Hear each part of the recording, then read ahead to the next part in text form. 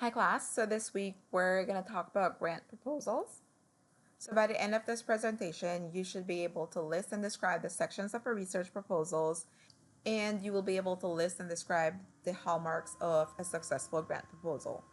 So a research proposal describes why research projects should be done, and it also outlines the plan for how it will be done. So you guys are working on a research proposal.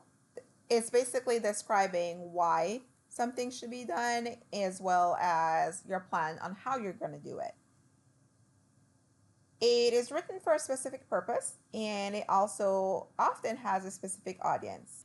The purpose and the requirement of your audience will dictate the format of your proposal. Some proposals are limited to a few pages, whereas others may be 100 pages long. So there are two primary goals of the research proposal. The first one is to convince the audience that the research is important and worth doing. Your audience could be your funding agency or your board. It can be whoever your audience is. Your goal is to try to convince them that the research is important and worth doing. And in order for you to do that, you would need to explain the importance of the research. You would need to include a literature review that provides background about the problem and how the problem needs to be addressed. You can also include information about pilot studies that were done in preparation for the current project. You guys, for this paper, you will not, or you have not done a pilot study, but sometimes researchers conduct a pilot study before they do their actual research study. And a pilot study is basically just using a smaller number of your sample. For example, so if you were developing a new survey and you wanted to make sure that the survey was culturally appropriate for the sample that you're going to use, you can then just select a very small number of that sample and have them fill out the survey just to verify that the survey is appropriate for the group that's going to be taking it. You also want to share the benefits or the outcomes of the research. So it's very important, if you're trying to convince people that this research is important and worth doing, that you provide them the benefits and outcomes of the research. So how is this research going to be beneficial? The purpose of research is usually to improve social conditions or interventions or programs. So you should be able to show them the benefits of this research in terms of how it's going to improve a program in the future, how it's going to improve a social condition. The other goal is to convince the audience that you have the expertise to do the research. So in order for you to do that, you should include an introduction and a literature review in which you demonstrate your knowledge in the area. So your introduction and your literature review should demonstrate that you have expertise in the area. It should demonstrate your knowledge in the area. This can also be done when you describe the conceptualization and the method of the research. It can also be done when you document your credentials and experience. Usually, research proposals have a section that explicitly states the author's qualification. This section usually includes educational background, current position, and previous research expertise. You can also attach a resume. Again, this would be if you are trying to convince your audience of your expertise. Again, for the purpose of this class, you don't have to include that. You just need to include your introduction and your literature review. That will demonstrate your knowledge in the area. When you work on your method as well, that will show that as well, for at least for the purpose of this class. If you wanted to in the future, or if you end up doing research outside of the classroom, those are things that you can consider if you're needing to convince your audience that you are an expert in the area of that research that you're doing. Okay, so here are the sections for a research proposal. You should have an abstract. So the abstract includes a 1 or 2 paragraph summary of the research purpose and methods. So basically, it's a summary of your research project. It shouldn't be longer than about 1 or 2 paragraphs. You can also have an executive summary. For the purpose of this class, for your class assignment, for the paper for this class, I'm not requiring you to have an executive summary, but in the real world, then you can have one. This includes up to 3 pages describing the report. Then you have your introduction. Your introduction is a statement of the purpose and the benefits of the study. That also includes your literature review of any previous research. This section is also similar to the introduction of a research manuscript for publication. So as you're writing this, your introduction includes both the purpose and the literature review. Your method is a description of the proposed research in terms of methodology. This is also similar to the method section of research manuscript for publication. So as you're writing this, basically as you guys are writing this, you guys should be writing this as if you were writing it to be published. Although it is not going to be published because we did not get IRB approval, so we're not going to be publishing it anywhere, right? However, your method is basically what you will do and how you're going to do it. So basically laying out your plan for your research as to how you're going to do it. Your data analysis is also a part of your research proposal. Basically, your data analysis is your analysis of your research questions and hypotheses. Here you talk about your specific data analysis expectations. So what statistics you're going to use to analyze your research question or hypothesis. So when you're talking about your statistical tests, you're talking about what statistical tests you're going to use and justifying why you're using those tests. Your administrative methods or structure is an explanation of how the research project will be administered, including the responsibility for overall management of the project. Again, this part will not be included in your research proposal for this class purposes. We are not including one of these, but these also include things that you would do if you're doing this, at an agency or if you were submitting for a grant proposal or something like that. But in terms of our paper, you don't have to worry about the administrative structure. You do have to include your references, basically a list of all references that you use in your introduction and your literature review or any part of your research proposal. This should be in APA format. And you want to make sure that all your references are listed. All your references used within your paper should be used in your reference list. Okay, you're making sure that you do list them there. And also double check your references that if you have references in your reference list that they were actually used in your paper.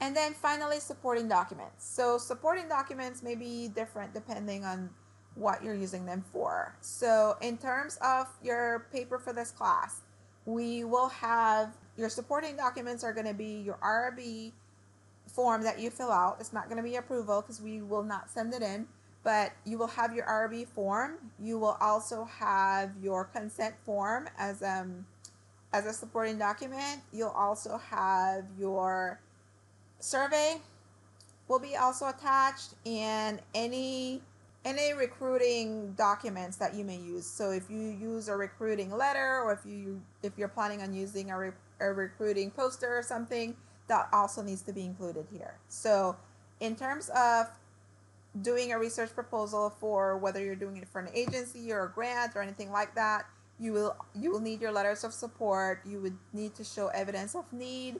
You would need to provide any organizational materials like annual report, IRB approval, and your qualifications such as maybe a resume. But for this class, you only need your IRB form, your consent form, your survey, and whether you used any recruitment materials. Those are what you're going to need to include for your research proposal for this class. All right, so grant funding. All social work programs, whether they're new or continuing programs, require some type of funding. Funding may pay for the facilities, it may pay for personnel, equipment, transportation, or any other needed resources. Many programs, especially those that are provided by private nonprofit organizations, they depend on funding. It may be from federal, state, city, or private organizations. This funding often involves social workers in the process of finding, writing, and submitting a grant to a funding organization. So a grant proposal is a request for funds. So you're asking for money to fund your program or specific services being offered. So this is a competitive process with limited funds available. So as you probably already know, funding for social services is very limited, and so it's very competitive. So the funders usually provide what we call a request for proposals, RFP, and this states the program areas they will fund. So their RFP tells you specifically who they're willing to give their money to. It provides specific requirements in as to, what areas or what topics that they would provide funding for. Because funding is so competitive, you need to find different ways to increase your odds to get funding. So you have a better chance for funding if you show that you are a professional and that you're capable and experienced. Okay? Your proposal matches the funding priorities of the funder. So like I just mentioned before, each funder has specific priorities or requirements in terms of funding. So they may say, we are only funding in the areas of child abuse, or we are only funding in the areas of homelessness for women and children. So they're very specific. They may be only interested in funding for education. So you have to make sure that you read those requests for proposal very carefully and make sure that your project fits very good with what the funders are trying to provide funding for. You want to have sections of the proposal already in place. You want to have the mission statement, an explanation of how the proposed program fits with the agency's mission. You want to provide specified goals and objectives for the proposed program. This should also include a logic model showing the relationship between the social problem to be addressed and the program objectives and outcomes. Any other visual aids such as a timeline or an organizational chart are also very useful. You want to provide a description of the history and the current organizational capacity of the agency. This should include brief descriptions of your agency leadership and key staff, physical resources, current agency financing, previous records with grants, and current goals and programs. So you want to provide a history of your organization. Provide any information that you may have on your organization showing their experiences with receiving grants and how their current goals and programs fits with that specific funding agency. You also want to provide documentation of collaborations. So many funders will ask for documentation of community support, and so you need to make sure that you have that ready. You want to show that the community supports the funding, that the community supports that research project that you're doing. So any letters of support from people within the community, experts within the community would be helpful. It's also important that you follow instructions. You want to make sure you're addressing all the sections asked in that RFP. You want to understand the scoring system. Each section is given points, and so you want to make sure that you're paying attention to the scoring system, and those sections that have really high scoring, you want to make sure that you're following those very carefully. Address the need for the program and the consequences of not having the program.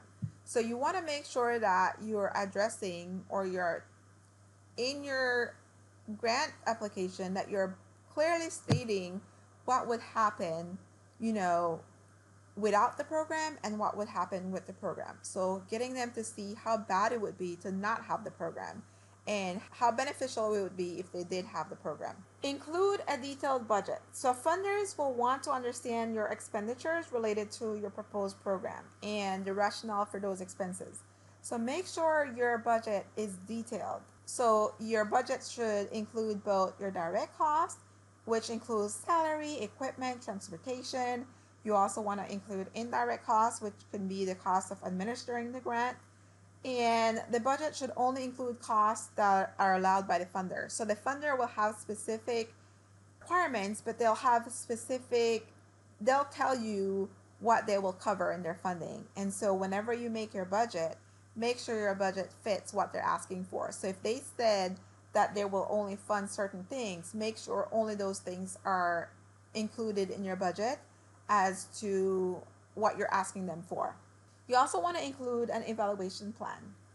So funders generally request that programs be evaluated. So if you're getting funded, clearly those funders are going to want to see an evaluation at the end of the year.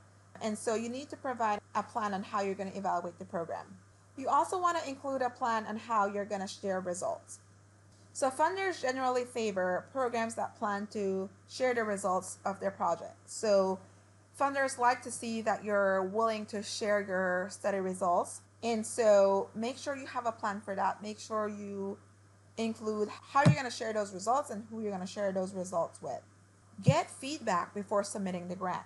This is important. It's competitive. So make sure you get feedback from others who may have submitted grants in the past or who may have submitted grants to that specific funder in the past, and try to get feedback before you actually send it out to the funder.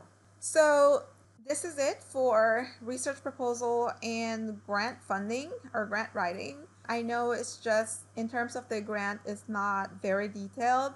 I think you guys do take a class that's specific in grant writing. This is just basically a summary of that. So hopefully this helps a little bit, but I'm not sure if you already took the class or not. If you already took the class, then this may be just a review of what you've already learned in that class. If it's not, it's a good introduction to taking that class whenever you do take it.